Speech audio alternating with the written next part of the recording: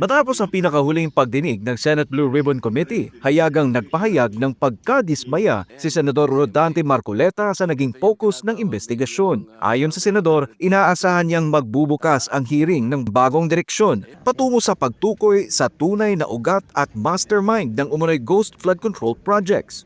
Ngunit sa halip, nananatiling nakatuon ang diskusyon sa usapin ng maling grid coordinates. Yung anticipation ko nung kahapon is more on opening a new area sana kung saan kami papunta.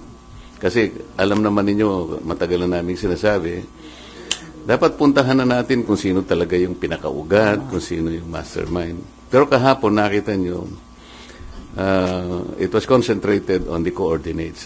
Dagdag pa ni Marcoleta, personal siyang nadismaya dahil matagal na raw niyang binanggit ang isyu ng coordinates, maging sa kauna-unahang pagdinig pa lamang ng Blue Ribbon Committee.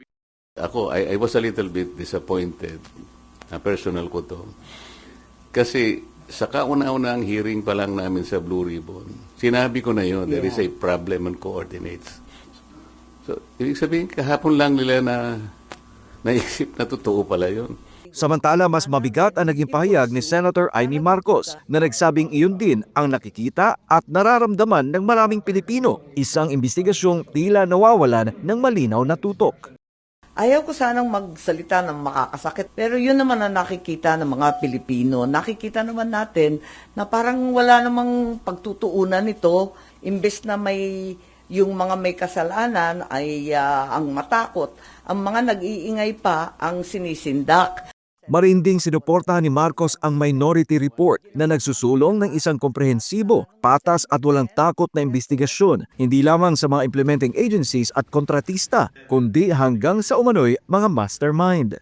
Hindi dapat nakatuon lamang sa implementing agencies, sa iba't ibang kontratista, sa kung sino-sino lamang.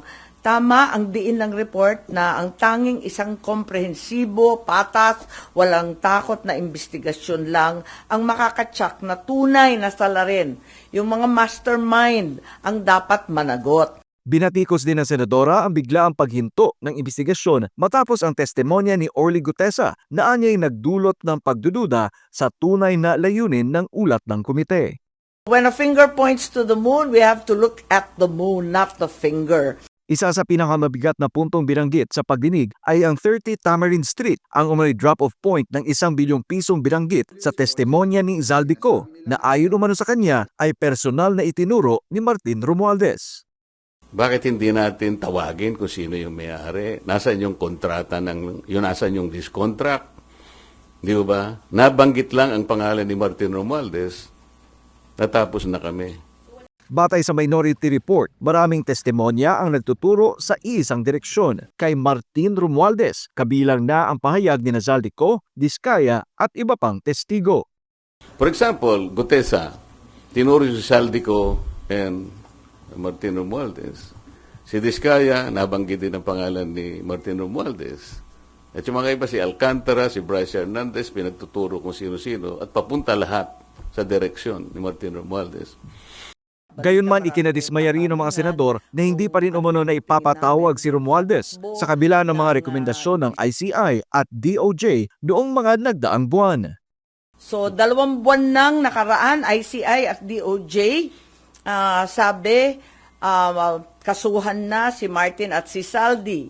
Ang Saldi ko, kinasuhan, pero si Speaker Martin Romualdez wala pa rin. Ang kinasuhan sa halip kay Speaker Romualdez sa rekomendasyon ng ICI at DOJ ay si dating Senador Bong Revilla na naserban na ng warrant of arrest, si Senator Joel, si Senator Jinggoy.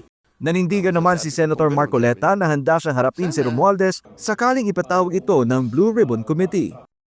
I really relish the opportunity that he will be invited by the Blue Ribbon Committee. And I promise you, you will not be disappointed in the questions that I'm going to ask him.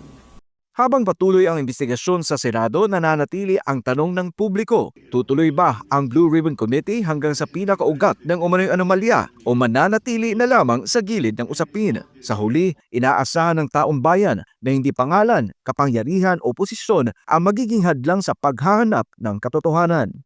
Para sa Diyos at sa Pilipinas kung mahal, Troy Gomez nag-uulat, SMNI News. Congressman Leviste to